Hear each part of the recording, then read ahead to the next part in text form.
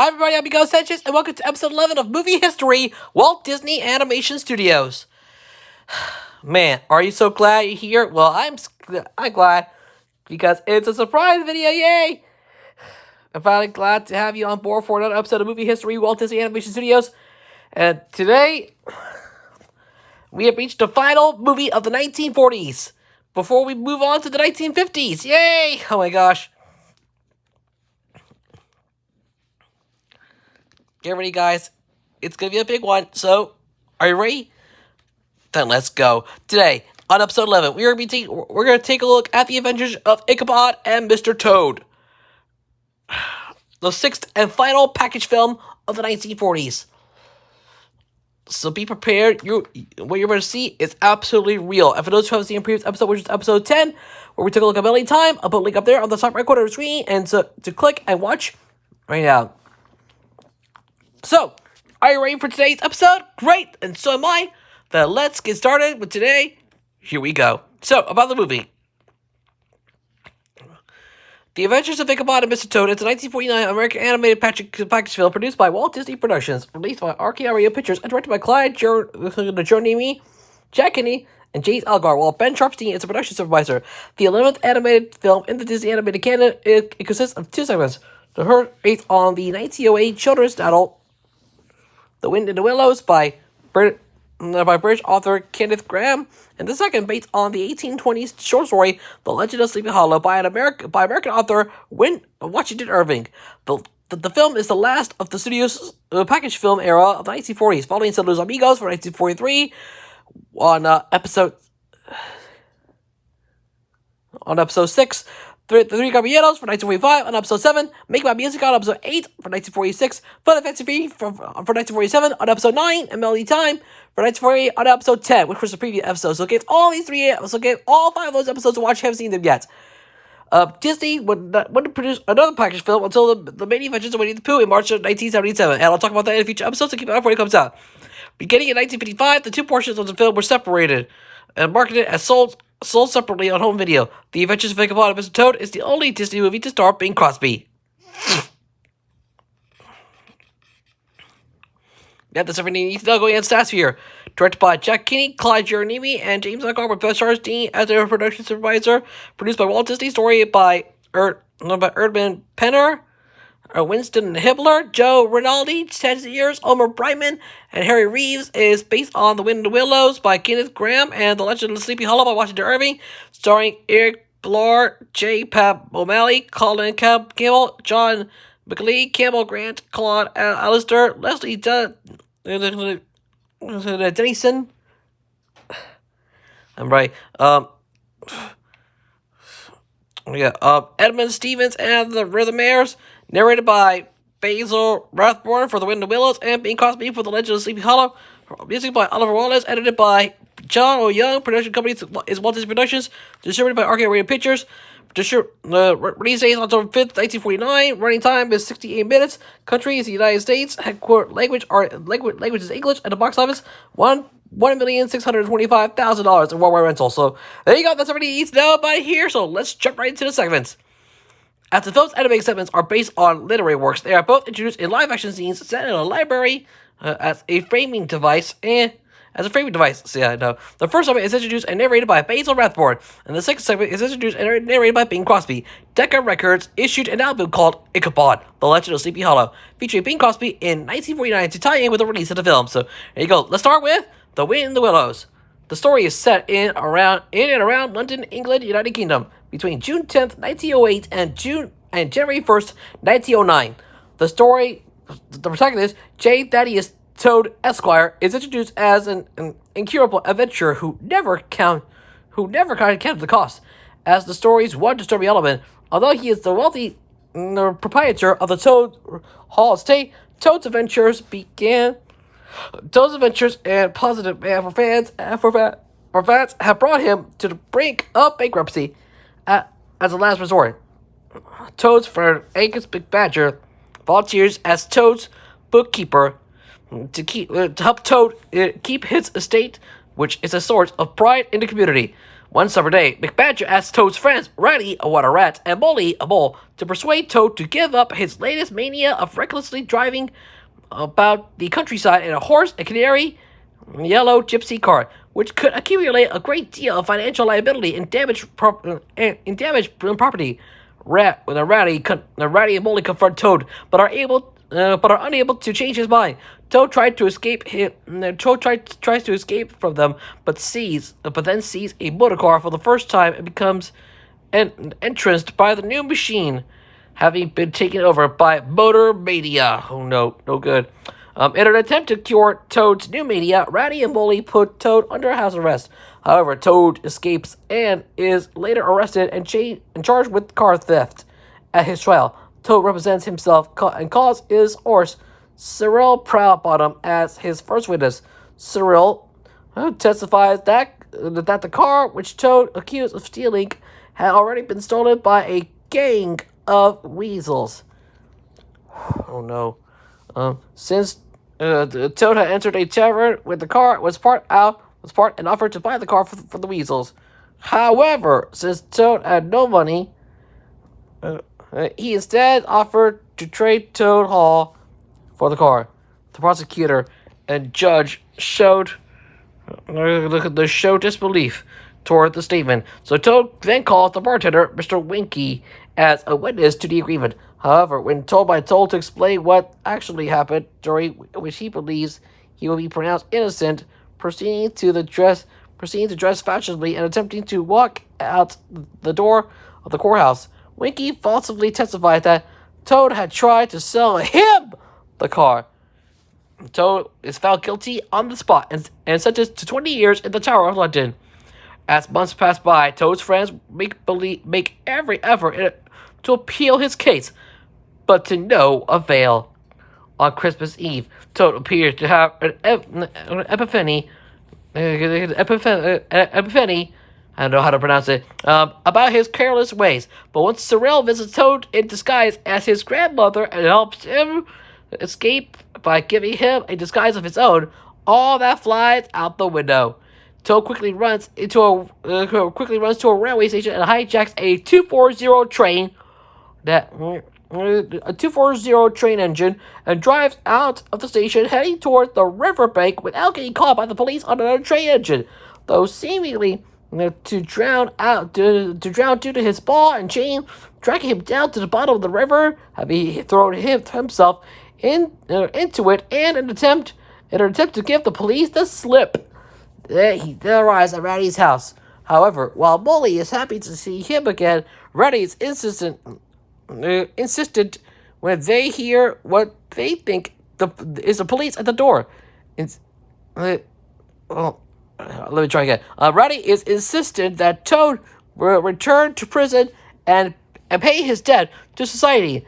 Out of the fact, Toad ignored their warnings to stop his carelessness, especially when they hear what they think is the police at the door.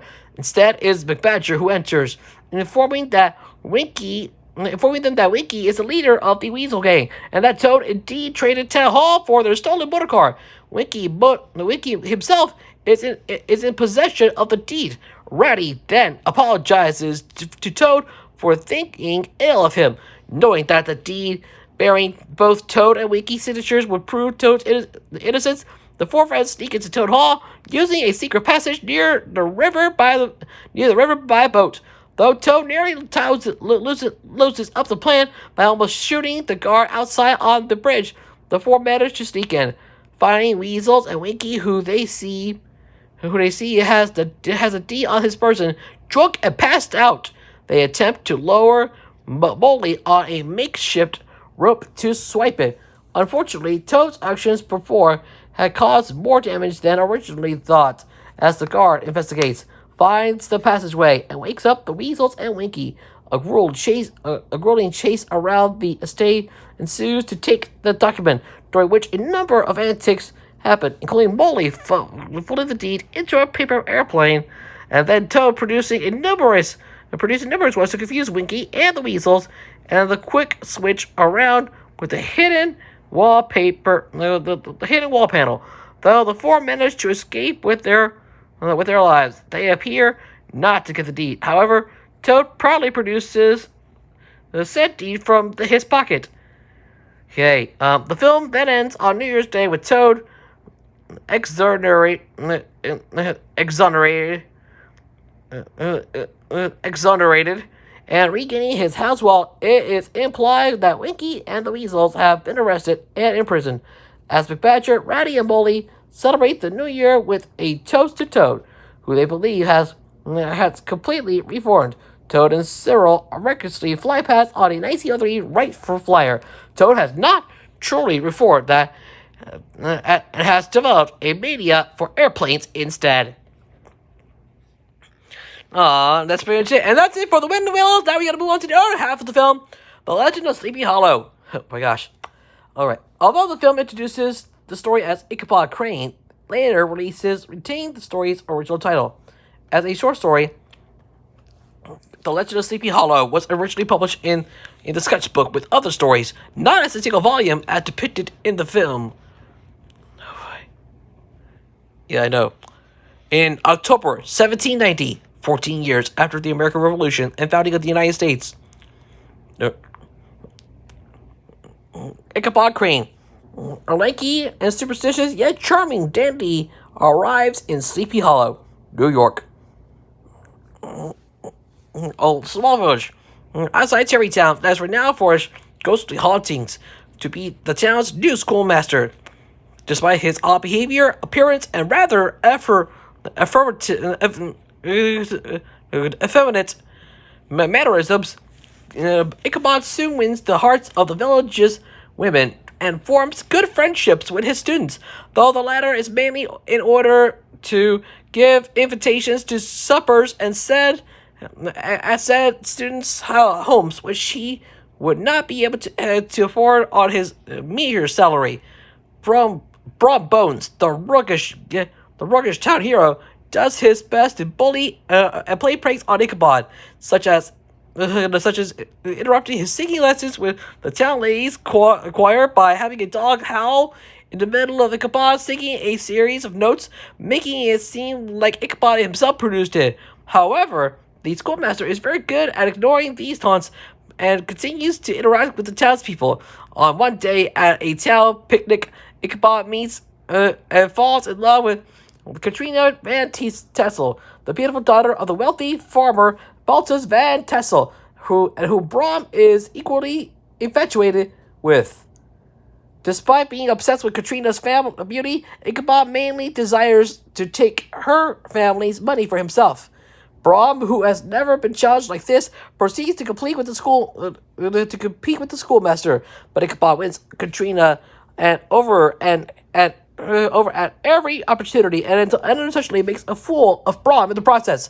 Unbeknownst to both men, Katrina is only using Ichabod to make Brom jealous and force him to try harder for her affections. The two love rivals are invited to the Van Tassel house party. Since Ichabod had borrowed a horse from a farmer, Brom attempts to get Ichabod to dance with a plump woman who is a wild and impetuous dancer instead of Katrina, and later attempts to have him fall through a cellar door. But both attempts comically backfire. While both men die, Brom catches Ichabod accidentally to knocking the salt and shaker over the nervously tossing salt over his left shoulder. Discovering Ichabod's weakness is superstition, he decides to sing the tale of the legendary headless horseman in order to scare him. The horseman supposedly travels the woods on Halloween each year, searching for a living head to replace the one he had lost, and the only way to escape the ghost is to cross a covered bridge. Everyone else, including Katrina, finds the song amusing, while Ichabod starts to fear for his life. Riding home from the party through the very woods from the song on his old plow horse, a terrified Ichabod becomes paranoid of every sound he hears in the dark woods. While traveling through the old cemetery, Ichabod believes he hears the sound of a horse galloping toward him, and motions his possessed horse to move. but discovers the sound is being made by nearby cattails bumping on a log. He and his horse began to laugh hysterically in amusement at being scared by something so small until their laughter is cut short by the appearance of the real headless horseman, wielding a sword and riding what appears to be Brom's black horse. When being chased through the dark forest, Ichabod, remembering Brom's advice, rides on his terrified horse and races across the covered bridge to stop the ghost's pursuit. Oh boy.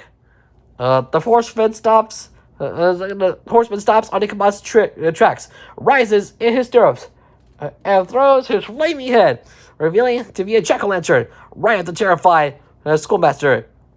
Ichabod just has time to scream and tries to dodge the jack-o'-lantern by ducking, but it's too late to hunch down. When it hits him on the head and his face with a great crash, presumably knocking him out with a tremendous explosion and tumbling him headlong from his horse into the dust. The next morning, Ichabod's hat is found at the bridge next to the shattered jack-o'-lantern, but Ichabod himself is nowhere to be found. Sometime later, Brom marries Katrina, and rumors begin to spread that Ichabod is still alive and is married to a wealthy widow in a distant county, and is living with her and many children who all look like him. However, the superstitious people of Sleepy Hollow refuse to believe these rumors about the schoolmaster and insist that he has been spirited away by the headless horseman. So that's pretty much it. That's it for the Legend of Sleepy Hollow, and that's the film. So let's get to the cast. The cast for The Wind and Willows: Basil Rathbone as narrator and policeman, Eric Blore as J. Thaddeus Toad, J. Pat O'Malley as Cyril Proudbottom, John McLeish as the prosecutor, Colin Campbell as the mole, Campbell Grant as Angus McBadger, and Cloud Alistair. Cloud Alistair as Water Rat, the Rhythmaires, Leslie Dennison as Judge and Weasel number 1, Leslie M. Stevens as Weasel number 2, and Ollie Wallace as Mr. Winkle. As for the Legend of Sleepy Hollow, Bing Crosby as the narrator, Ichabod Crane and Bro Bones, Pinto Kolovic as Gunpowder, Rob's horse, and Ichabod Crane screaming, Clarence Nash as Ichabod's horse, and Billy Bletcher as the Headless Horseman. By the way, Pinto Kolovic was the former voice of Goofy, while Clarence Nash was the former voice of Donald Duck. Oh my gosh. Current voices. As for the current voices, the current voice of Goofy is Bill Farmer, and the current voice of Donald Duck is Tony Anselmo. So keep that in mind as we continue on. Moving on to production.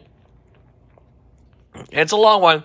In 1938, shortly after the release of Snow White and the Seven Dwarfs, James Baudrillard and Campbell Grant pitched to Walt Disney the idea of making a feature film of Kenneth Graham's 1908 children's book, The Wind and the Willows. Baudrillard and Grant felt that The Wind and the Willows, with its anthropomorphized animals, could only be produced using animation. To persuade Disney to approve the film, Baudrillard and Grant prepared a Leica reel, which combined storyboard art stills with rough dialogue performed by members of the animation staff. Disney was skeptical, however, and felt it wouldn't be awful corny, but acquired the rights in April that year. The film was intended to be a single narrative feature film with the title of the same name. After some delays due to story rewrites, James Agar was appointed to direct the film. By April 1941, The Wind and the Willows. By April 1941, work on the Wind and the Willows had begun, as animators and writers had come off her Bambi, which was nearly complete. When the Disney animation strike was finished in October 1941, Joe Rosenberg of the Bank of America issued an ultimatum in which he would permit an absolute loan limit of $3.5 million, and in return, he ordered the studio to restrict itself from producing animation shorts and to finish features already in production: Dumbo, Bambi, and The Wind and the Willows. But no other feature film would begin work until they had released and earned back their costs. In response, the studio's feature film production, including early versions of Alice in Wonderland and Lady on the Trap, were heavily scaled back, while The Wind and the Willows was kept in production as animation work had already begun. However, reviewing the animation footage, Disney decided to shove the project, deciding that the quality was too far below the standard necessary to be successful on the market. The Wheel and the Willows resumed production in 1946, following his military service in World War II. Actor animator Frank Thomas was assigned to direct additional footage for Wind and the Willows alongside James Algar in hopes of salvaging the project. Under Walt's strict orders, the film was shortened down to a length of 25 minutes. However, the project was shelved again following layoffs in August 1946. Meanwhile, in December 1946, Disney started production on a new animated feature film, an adaptation of Washington Irving's *The Legend of Sleepy Hollow*, which was to be co-directed by Jack Kennedy and Clyde Jernimi. Around the same time, they were planning to develop. To combine the Wind and Willows with the Legend of Sleepy Hollow and the Gremlins, and an original story developed by author Roald Dahl into a package film titled Three Fabulous Characters. When the Gremlins failed to materialize, the title was changed to Two Fabulous Characters. Then the Legend of Happy Valley was cut from the project in favor of pairing it with Bongo, in which the two shorts were incorporated under the title Fun and Fancy Free, which was eventually released in 1947. And I rated on episode 9, so give that a watch you haven't seen yet. In late 1947, Disney decided to pair The Legend of Sleepy Hollow with The Wind and Willows into a singular package film, as neither part was long enough to be a feature film. The new film was later given its final title, The Adventures of Ichabod and Mr. Toad. Well-known celebrities Basil Rathbone and Bing Crosby were cast as narrators in order to provide mass audience appeal. Now, that's a long way to production, but ladies and gentlemen, let's get to the songs. Starting with The Wind and the Willows. All lyrics are written by Larry Morey and Ray Gilbert. All music is composed by Frank Churchill and Charles Wolcott. Start with the number, then title of the performers. Number 1, Ichabod Crane, performed by Bing Crosby and Judd Collins Rhythmaires. Number 2, Katrina, performed by Bing Crosby and Judd Collins Rhythmaires. And number 3, The Headless Horseman, but no performer. So, yeah, that's very true. And over in The Legend of Sleepy Hollow, all tracks are written by Don Ray and Gene DePaul. And the same as before, number track performers. Number 1, The Merrily Song, performed by Eric Moore and J. Pat O'Malley. Number 2, Auld Lang Syne, performed by the chorus. So that's pretty much it. Let's go to the reception. Starting with the critical reception. The New York Times praised the film, saying that Mr. Disney, abetted by his staff, such perfect narrators as Bing Crosby and Basil Rathbone, and a pair of durable literary works, has fashioned in a conclave of cartoon creatures, which by and large have the winsome qualities and charm of such notable creations as Mickey Mouse, Dumbo, et al. Herman Schoenfeld of Variety felt that the film ranks among the best full-length cartoons turned out by the Walt Disney Studios. On The Wind and the Willows, he commented that it has a subtle satirical edge on its comedy, which will limit its appreciation to adult audiences. The RV Legend, however, is treated with splashes of color and broad strokes of humor and violence that will appeal in a fundamental way to all age groups. Together, they will comprise a solid package of varied entertainment. The Life magazine wrote that Disney's adaptation of The Wind and the Willows leaves out the poetry and most of the subtlety, but it still has enough action for the children and wit enough for everybody. It is deft and pleasant, and throughout ironic and good-hearted. Although the Ichabod part of Ichabod and Mr. Toad is still silly and bubbly, Mr. Toad's half is good enough to convince Disney admirers that the old master can still display the balance and vitality he had before the war. Time magazine overall felt the film was an uneven doubleheader by Walt Disney, who has combined into one film to the two dissimilar literary classics.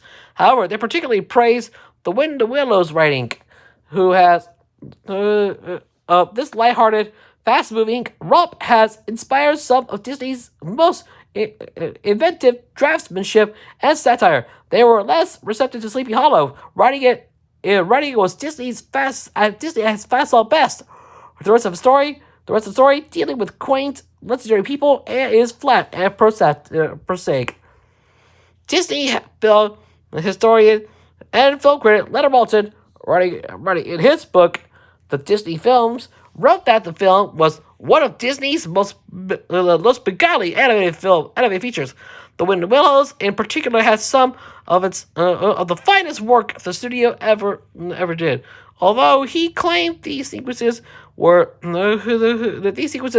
a most engaging feature, with, as the saying goes, something for everyone. The half-hour length seems ideal for each of the stories, with neither a feeling or abruptness nor a hint of paddling to reach that length, and somehow the two tales seem to complement each other quite well, providing an interesting contrast, notable in style and execution, and more obviously in the change of narrator. M. Faust of Common Sense Media gave the film 5 out of 5 stars, writing two classic stories told in the best Disney style. On the review aggregator website Rotten Tomatoes, The Adventures of Ichabod and Mr. Toad has an approval rating of 93%, based on 14 reviews, with an average score of 7.25 out of 10. Its consensus states this Disney twofer may not be the most reverent literary adaptation, but it's remarkably crafted and emotionally resonant. So, yep, that's everything. Let's go to the box office. Staying with the recession, going to the box office, the film grossed $1,200,000 in domestic rentals in the United States and Canada. Cumulatively, it earned $1,625,000 in worldwide rentals. So that's pretty much it. For the accolades, Golden Globe Awards, Best Cinematography Color, won! Yay! They won the award for Best Cinematography Color in the Golden Globes. So that's pretty much it. Going to the release for the television airings. The Mr. Toad segment of The Adventures of Ichabod and Mr. Toad was first screened on television in edited form as part of an inaugural season of the Disneyland Anthology series on February 2nd, 1955, under the title The Wind and the Willows. It was paired with an edited edition of Disney's The Reluctant Dragon due to the fact that both cartoons are based on stories by author Kenneth Grahame. The Ichabod segment of the film had its television premiere during the following season of TV's Disneyland on October 26, 1955, under the title The Legend of Sleepy Hollow. Notably, before this airing of Sleepy Hollow and subsequent reruns, a new 14-minute animated prologue was added, recounting the life of Washington Irving, the story's author. This prologue has never been released on home media. The Legend of Sleepy Hollow was released in its own to theaters as a 33-minute featurette in September 1963. This was the same edit presented on the Disneyland television series, minus the 14-minute prologue and the Walt Disney live-action host segments. Similarly, in 1978, the Wind and Willows segment of the original film was released to theaters under the new title, The Madcap Adventures of Mr. Toad, to accompany Disney's feature film Hot Lead and Cold Feet. The Legend of Sleepy Hollow had a subsequent television airing in truncated form as part of the TV specials Halloween Hall of Fame for 1977 and Disney's Halloween Tree for 1982. Once it was split into two segments for the airing of the Disneyland television series, The Adventures of Ichabod and Mr. Toad, that The Adventures of Ichabod and Mr. Toad was not available for viewing in its original form for many years thereafter, but was instead screened as two individual items. When first released on home video, these segments retained their names from the Disneyland series, The Legend of Sleepy Hollow and The Wind and the Willows, respectively, having taken their names from the original stories. Some of the scenes were cut when the segments were split up for home video release. For example, in The Wind and the Willows, the party introduction was cut because of the new music added. The scene where Angus McBadger confronts the angry townspeople who are suing Toad. The newspaper scene regarding Toad's disgrace was shortened by removing the newspaper articles of his friends' attempts to reopen his case. And when Toad realizes he is underwater after unknowingly jumping into a river to elude the police pursuing him, there is a brief full-body scene of Toad frantically trying to pull out the ball and chain, and he is shackled out of the floor of the river. Over the Legend of Sleepy Hollow, the only thing that was cut was the introduction in the bookcases. So, yeah, that's pretty much it. Finally, for the recent home media, The Adventures of Ichabod and Mr. Toad received its first complete home video release in the UK in 1991 and in the US in 1992, when it was released by Walt Disney Home Video on Laserdisc. A subsequent complete release on VHS followed in 1999 as the last title in the Walt Disney Masterpiece Collection line. In 2000, it appeared on DVD for the first time as part of the Walt Disney Gold Classic Collection line. The 1963 theatrical version of The Legend of Sleepy Hollow was released on VHS in 1982, 1990, and 1994. The 1978 theatrical version of The Wind in the Willows was released on VHS in 1982, 1988, and 1996. The same version of The Wind in the Willows was issued on DVD for the first time in 2009 as part of the fifth volume of the Walt Disney Animation Collection Classic Short Film Series. Both have been released to video separately in the US in the early 1980s as white clamshell releases, even though Fun and Fancy Free had been releasing in its entirety around the same time. The Adventures of Ichabod and Mr. Toad was released on Blu-ray, DVD, digital HD, and in a two-film collection with Fun and Fancy Free on August 12, 2014. It was also released solely on Blu-ray, DVD, and digital copy combo and a standalone DVD exclusively to Walmart stores. The film was available to stream on Disney Plus when the service launched on November 12th, 2019. So, yeah, that's it for The Adventures of Ichabod and Mr. Toad. Yay! Let's get to the final rating for this movie. Man, I do love the story.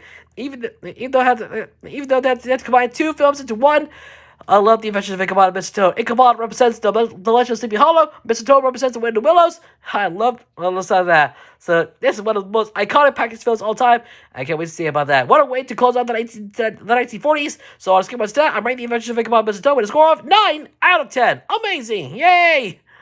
Completely amazing. So that's pretty much it. Now you guys worry about here, but that's just my opinion.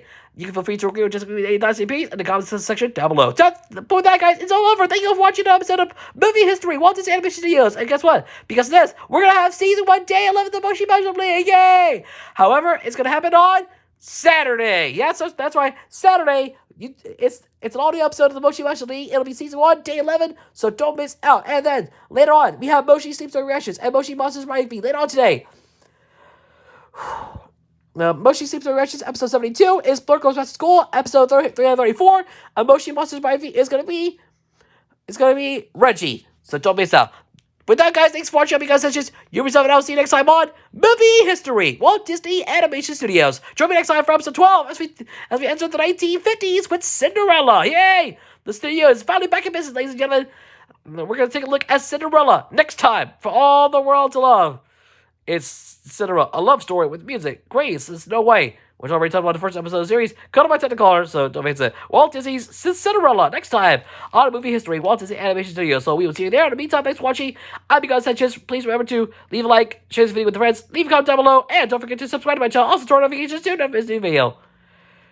Man, that was a whole lot of fun. Please subscribe to notifications, turn on to never miss another new video from me as we are on the road to 700 subscribers. Thank you so much for watching today. You are the best. We'll see you for Moshi Sleep Story Reactions and Moshi Monsters by later on today. And we'll see you with more great content for you guys later. Thanks for watching, guys. This is me, guys, such as signing off for Movie History, Walt Disney Animation Studios. Until the next time we see you, thanks for tuning in, and thanks for watching, my friends. Like, favorite, subscribe. We'll see you in another video. Laters!